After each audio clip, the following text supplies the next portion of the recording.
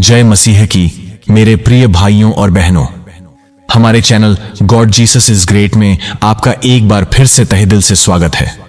आज हम किसी सामान्य विषय पर बात नहीं करने वाले हैं। आज हम एक ऐसे आत्मिक सिद्धांत के दरवाजे पर दस्तक देने जा रहे हैं जो जितना शक्तिशाली है उतना ही संवेदनशील भी। एक ऐसा विषय जो मसीही जीवन में अक्सर किया जाता है लेकिन शायद ही कभी उसकी गहराई को समझा जाता है। हम बात कर रहे हैं किसी के सिर पर हाथ रखकर चंगाई करने के बारे में। सोचिए, यह कितना सुंदर दृश्य होता है। एक विश्वासी प्रेम और करुणा से भरकर किसी दुखी, बीमार या जरूरतमंद व्यक्ति के सिर पर हाथ रखकर उसके लिए प्रार्थना कर रहा है। यह मसीही प्रेम का एक शक्तिशाली प्रतीक है। यह एक ऐसा कार्य है जिसमें हम परमेश्वर की सामर्थ्य को किसी और के जीवन में प्रवाहित होने के लिए एक माध्यम बनते हैं। लेकिन क्या आपने कभी सोचा है कि यह सिर्फ एक शारीरिक क्रिया नहीं है, यह एक गहरा आत्मिक लेन देन है। एक ऐसा पुल है जो दो आत्माओं को एक अदृश्य स्तर पर जोड़ता है, और जब भी कोई पुल बनता है तो उस पर यातायात दोनों दिशाओं में हो सकता है। आज हम प्रेरित पौलुस द्वारा अपने आत्मिक पुत्र तिमोथियस को दी गई एक बहुत ही गंभीर चेतावनी का अध्ययन करेंगे। यह चेतावनी आज 21वीं सदी में हमारे लिए भी उतनी ही प्रासंगिक है। यह वचन हमें सिखाएगा कि करुणा और विवेक को एक साथ कैसे लेकर चलना है। तो अपनी बाइबल खोल लीजिए, अपने हृदय को तैयार कीजिए और आइए परमेश्वर के वचन की गहराइयों में उतरें।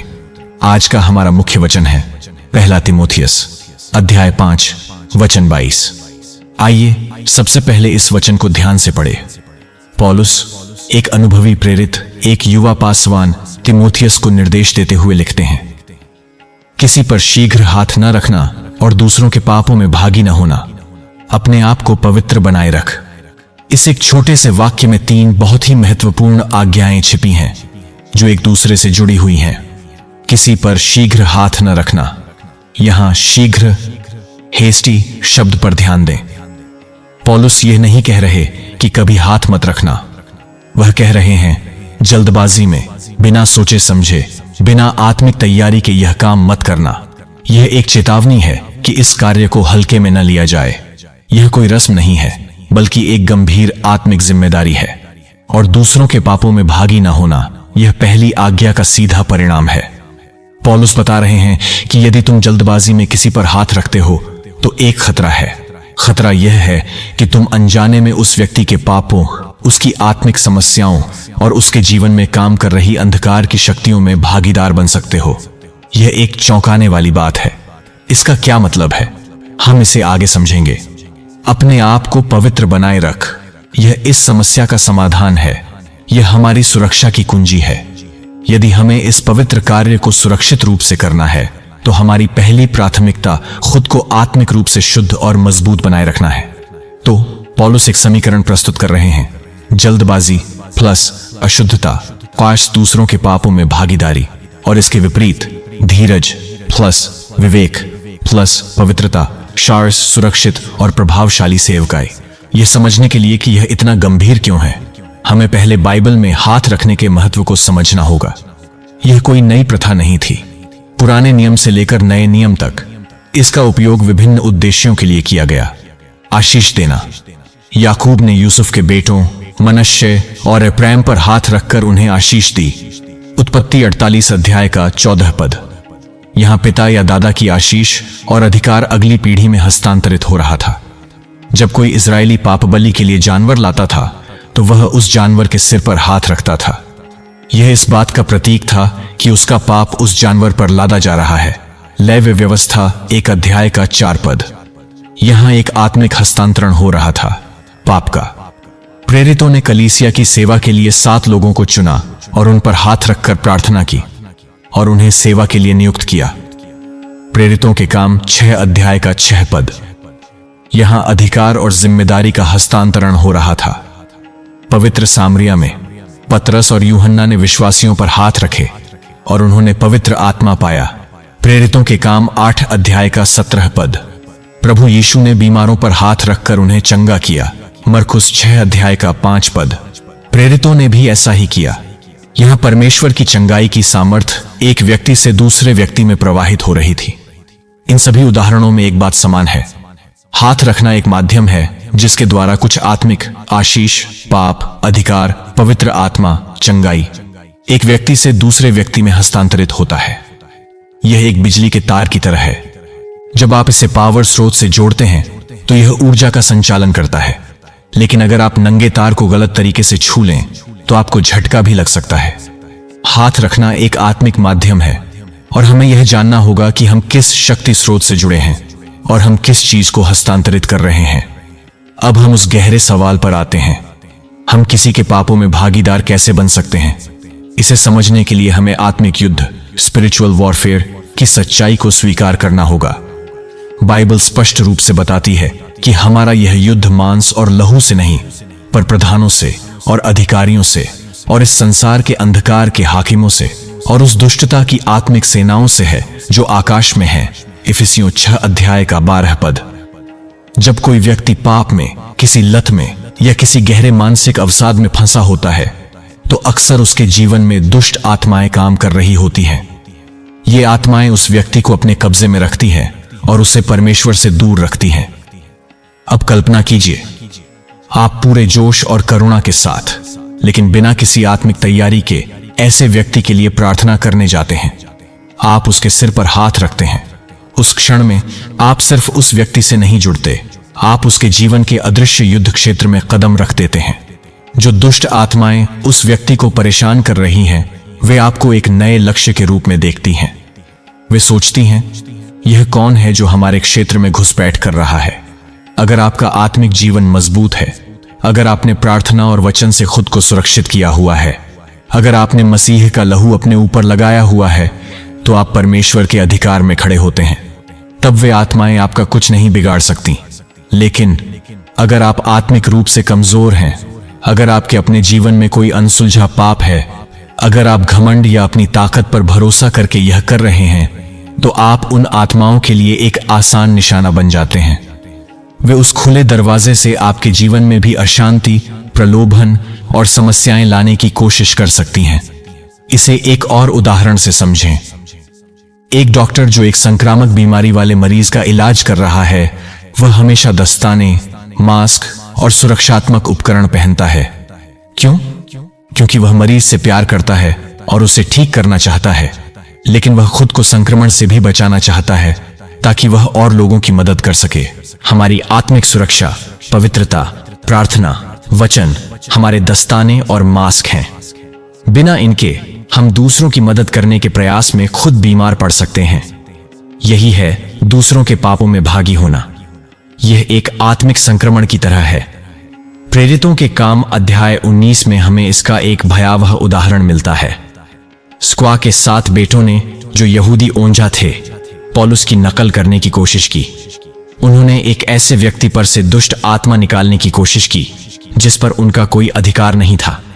उन्होंने कहा, हम तुम्हें उस यीशु की शपथ देते हैं जिसका प्रचार पौलुस करता है। उस दुष्ट आत्मा ने उन्हें क्या जवाब दिया?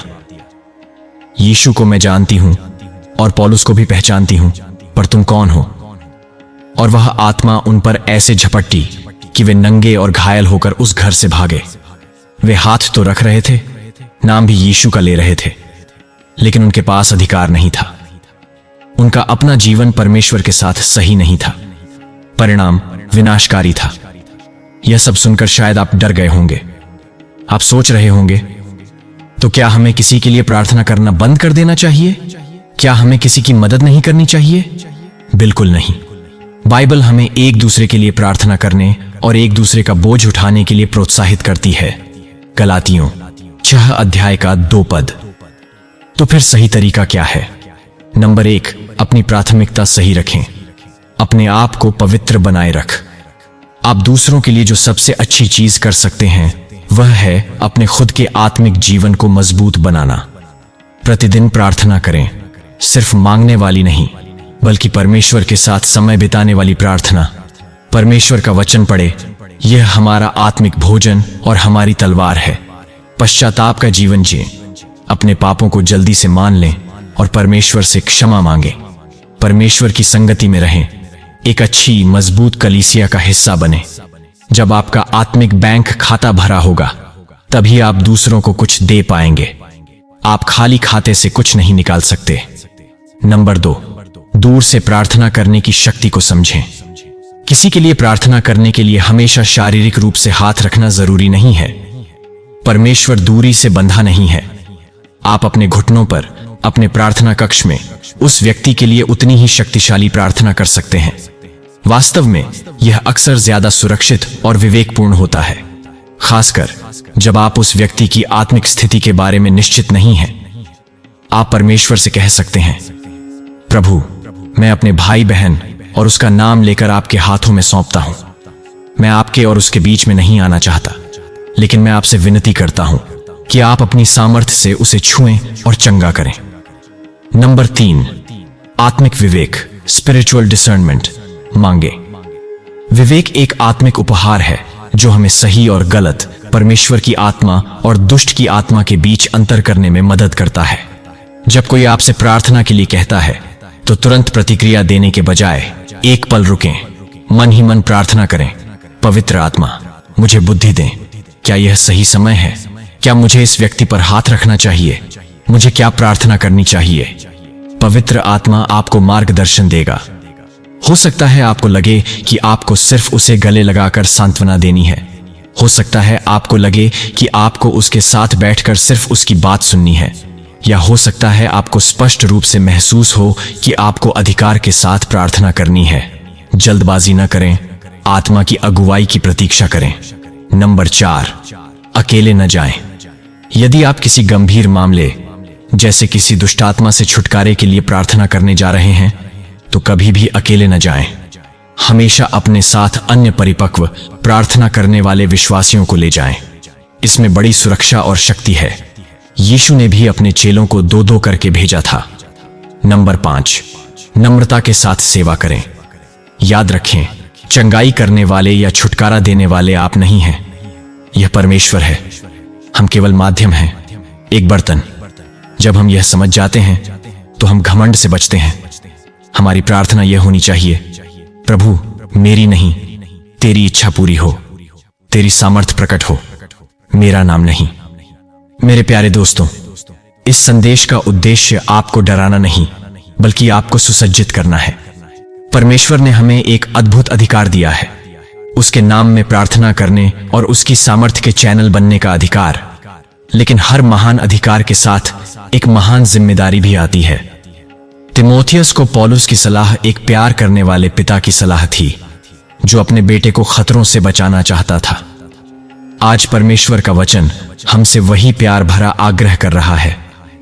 वह चाहता है कि हम करुणा से भरे हों, लेकिन साथ ही सांपों की तरह बुद्धिमान और कबूतरों की तरह भोले बने।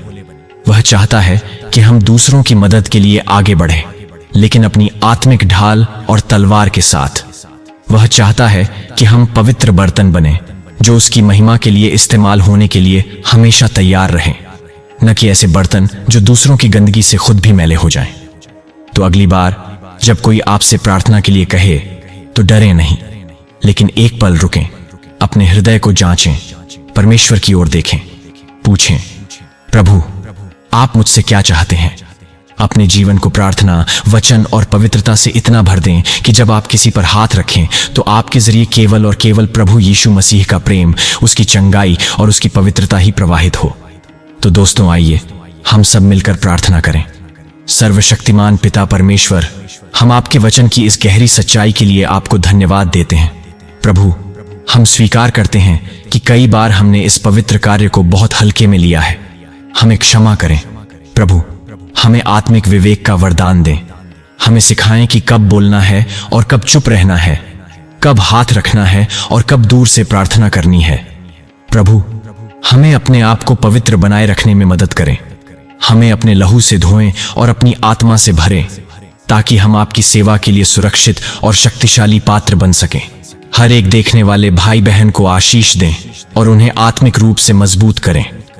यीशु मसीह के सामर्थी नाम में, आमीन। यदि इस संदेश ने आपके हृदय को छुआ है और आपको कुछ नया सिखाया है, तो कृपया इस वीडियो को दूसरों के साथ भी साझा करें, ताकि यह महत्वपूर्ण आत्मिक समझ और लोगों तक पहुंच सके।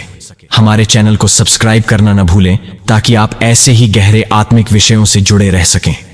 आपके विचार और अनुभव हमारे लिए बहुत मायने रखते हैं। नीचे कमेंट्स में हमें बताएं कि आपने इस विषय से क्या सीखा। परमेश्वर आप सभी को बहुतायत से आशीष दे। जय मसीह की।